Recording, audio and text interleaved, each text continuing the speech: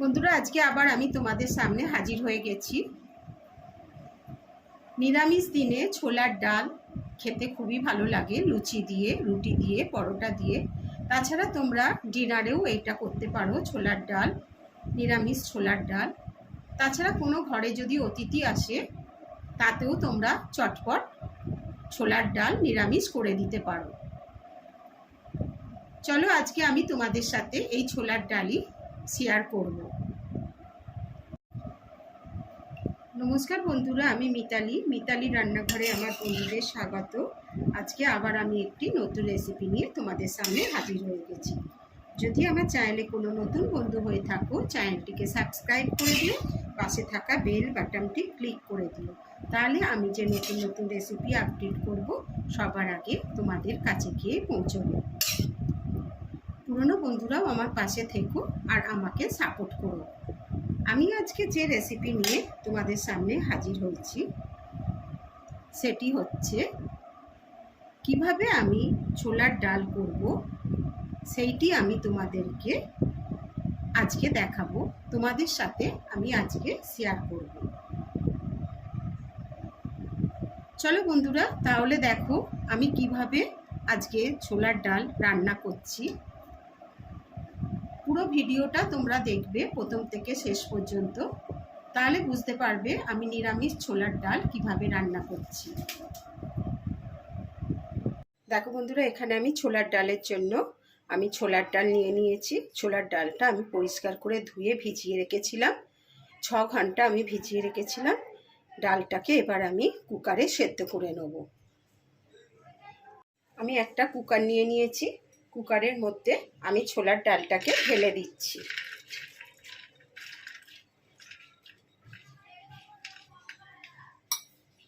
এবার আমি এর মধ্যে এই কাপের পরিমাণে 1 কাপ জল দিয়ে দিচ্ছি, আর অল্প একটু জল দিয়ে দিচ্ছি। আমি একটা কুকার নিয়ে নিয়েছি, কুকারের মধ্যে আমি ছোলার ডালগুলো ছেড়ে দিচ্ছি।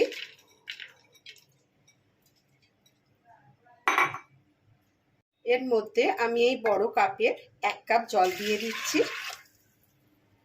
আর হাফ কাপেরও একটু কম জল দিয়ে দিলাম। এবার আমি এর মধ্যে অল্প একটু নুন দিয়ে দিলাম, একটু হলুদ দিয়ে দিচ্ছি, আর 2টো কাঁচা লঙ্কা দিয়ে দিচ্ছি। দিয়ে আমি কুকারের ঢাকাটা বন্ধ করে দিচ্ছি।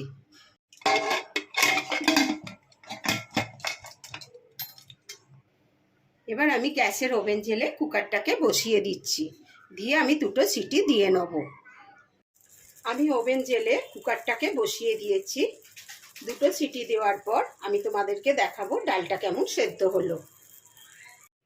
ডালটা 2টো সিটি দেওয়া হয়ে গেছে, আমি গ্যাসটা অফ করে দিয়েছি। আমি এবার তোমাদের ঢাকাটা খুলে দেখাচ্ছি ডালটা কতটা সেদ্ধ হলো 2টো সিটি দেওয়ার পর।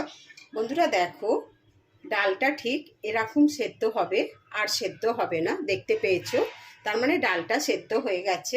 আমি এবার এটা একটা পাত্রে ঢেলে নিচ্ছি। আমি একটা কড়া বসিয়ে দিয়েছি, গ্যাসটা জেলে কড়ার মধ্যে আমি সর্ষের তেল দিয়ে দিচ্ছি। আমি এই ছোলার ডালটা সর্ষের তেলে করব, আমি সর্ষের তেল দিয়ে দিলাম। এবার আমি সর্ষের তেলটা গরম হয়ে গেলে এর মধ্যে আমি নারকেল ছেড়ে নারকেলটা ভেজে নেব। তেলটা গরম হয়ে গেছে, আমি যে নারকেলগুলো ছোট ছোট করে কেটে রেখেছিলাম সেই নারকেলগুলো আমি তেলের মধ্যে দিয়ে দিলাম। দিয়ে আমি নারকেলগুলোকে আগে ভালো করে একটু ভেজে নিচ্ছি।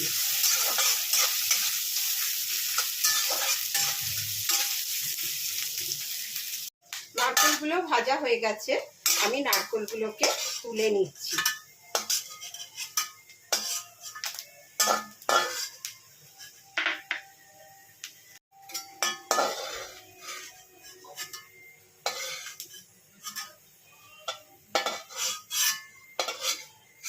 নারকেলগুলো আমি তুলে নিলাম। আমি এবার নারকেল ভাজা তেলের মধ্যে 2টো শুকনো লঙ্কা দিয়ে দিচ্ছি ফোড়ন, তেজপাতা দিয়ে দিলাম কিছু, আর কিছু দারচিনি 4টে লবঙ্গ আর 2টো এলাচ আমি দিয়ে দিচ্ছি। এলাচ দুটোকে আমি ফাটিয়ে নিয়েছি। নিয়ে আমি আগে এগুলোকে একটু ভেজে নিচ্ছি। একটু মিষ্টি গন্ধ বেরোলে তারপর অন্যান্য উপকরণগুলো আমি এর মধ্যে দেবো। সুন্দর একটা মিষ্টি গন্ধ বেরোচ্ছে। এর মধ্যে এবার আমি একটু হিং দিয়ে দিচ্ছি। ছোলার ডালে হিং দিলে খেতে খুব সুন্দর টেস্ট হয়। আমি হিং দিয়ে দিলাম। আর আমি গ্যাসের ওভেনটাকে একদম লো ফ্লেমে রেখে দিয়েছি। হিংটাকেও আমি একটু ভেজে নিচ্ছি ভালো করে। দেখো বন্ধুরা, আমি একটা ছোট কাঁচের বাটি নিয়েছি। এই বাটির মধ্যে আমি আগে একটা মশলা তৈরি করে নিচ্ছি। এর মধ্যে আমি কিছুটা আদা বেটে রেখেছিলাম, সেই আদাটা দিয়ে দিলাম। আর দেখো, আমি এর মধ্যে লাল লঙ্কার গুঁড়ো দিয়ে দিলাম, একটু জিরের গুঁড়ো দিয়ে দিলাম, আর একটু হলুদ গুঁড়ো দিয়ে দিচ্ছি পরিমাণ মতো। আর দেখো, তোমরা তো দেখেছো আমি ডাল যখন সেদ্ধ করেছিলাম নুন দিয়েছিলাম, সেটা আন্দাজ করে আমি অল্প একটু নুন দিয়ে দিলাম। আর আমি একটু জল দিয়ে দিচ্ছি। দেখো, জল দিয়ে আমি মশলাটাকে তৈরি করে নিচ্ছি। এইভাবে আমি মশলাটাকে তৈরি করে নিলাম। ফোড়নটা আমার ভাজা হয়ে গেছে, সুন্দর একটা মিষ্টি গন্ধ বেরিয়ে গেছে। আমি এবার এর মধ্যে যে মশলাটা তৈরি করলাম সেই মশলাটাকে দিয়ে দিচ্ছি। আর একটু বাকিটা দিয়ে আমি জল দিয়ে দিচ্ছি। দিয়ে আমি মশলাটাকে আগে ভালো করে একটু কষে নিচ্ছি। আদার গন্ধটা বেরিয়ে গেলে তারপরে আমি অন্যান্য উপকরণগুলো এর মধ্যে দেবো। আমি একদম লো ফ্লেমে রেখেছি। লো ফ্লেমে আমি মশলাটাকে করে নিচ্ছি, কষে নিচ্ছি। 1 থেকে 1.5 মিনিটের মতো আমি এটা ভালো করে কষে নেব। আদার গন্ধটা বেরিয়ে গেছে। এবার আমি এর মধ্যে 10 থেকে 15টা মতন কিছু কিচমিচ রেখেছি, সেই কিচমিচগুলো দিয়ে দিলাম এর মধ্যে। দিয়ে আমি একটু ভালো করে মশলার সাথে ভেজে নিচ্ছি। এবার আমি এর মধ্যে যে নারকেলগুলো ভেজে রেখেছিলাম, কিছু নারকেল দিয়ে দিলাম, সবগুলো দিলাম না, কিছু দিয়ে আমি এর মধ্যে একটু ভালো করে কষে নিচ্ছি।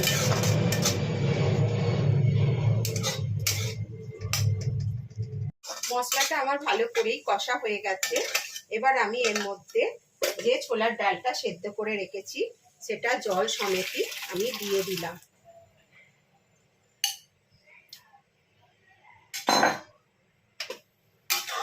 দিয়ে এটা আগে আমি ভালো করে একটু ফুটিয়ে নেব।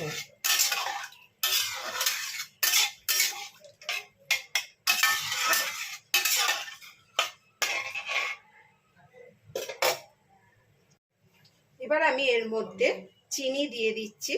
যদি বন্ধুরা তোমাদের চিনি খেতে না ভালো লাগে তাহলে তোমরা ডালে চিনি দিও না, কিন্তু ছোলার ডালে একটু চিনি দিলে মিষ্টি মিষ্টি হলে খেতে ভালো লাগে। ওই জন্যই আমি চিনিটা দিলাম, আর স্বাদটাও অনেকটা বেড়ে যায়। আর দেখো, আমি 2টো লঙ্কা দিয়ে দিলাম। দিয়ে এবার আমি এটাকে ঢাকা দিয়ে রাখছি। এটা আমি ঢাকা দিয়ে দিলাম। দিয়ে আমি 5 মিনিটের মতন এটা ফুটতে দিলাম। ফুটে গেলে আমি তারপরে কমিয়ে দেবো। 5 মিনিট পর তোমাদের আমি দেখাচ্ছি। 5 মিনিট হয়ে গেছে। আমি ঢাকাটা খুলে তোমাদের দেখিয়ে দিচ্ছি ডালটা কেমন হয়ে গেছে। দেখো, ডালটা কেমন তৈরি হয়ে গেছে। আর কিন্তু আমি করব না ডালটা, আর আমি সেদ্ধ করব না, ডালটা হয়ে গেছে। এবার আমি এর মধ্যে যে নারকেল ভাজাগুলো রেখে দিয়েছিলাম একটুখানি, সেগুলো দিয়ে দিলাম। দিয়ে একটু নাড়াচাড়া করে দিচ্ছি হালকা হাতে। এবার আমি এর মধ্যে একটু গরম মশলা ছড়িয়ে দিচ্ছি। আর আমি একটু ঘি দিয়ে দিচ্ছি। ঘি দিয়ে দিলে খেতে খুব সুন্দর টেস্ট হয়, ওই জন্য একটু আমি ঘি দিয়ে দিলাম। দিয়ে আমি একটু নাড়িয়ে দিলাম। বন্ধুরা, তোমাদের যদি এই রেসিপিটি ভালো লেগে থাকে তাহলে লাইক, শেয়ার, কমেন্ট করতে যেন ভুলো না। বন্ধু বান্ধবদের মধ্যে, ফ্যামিলির মধ্যে অনেক অনেক শেয়ার করে দিও। এটাকে এবার আমি একটু ঢাকা দিয়ে রাখছি। এই ডালটা যখন ঠান্ডা হয়ে যাবে, অনেকটাই বসে যাবে, ওই জন্য আমি এই অবস্থায় জলটা রেখে দিলাম। আর আমি গ্যাসটাকে অফ করে দিচ্ছি আর এটা ঠান্ডা হতে দিচ্ছি। ছোলার ডাল আমার তৈরি হয়ে গেছে।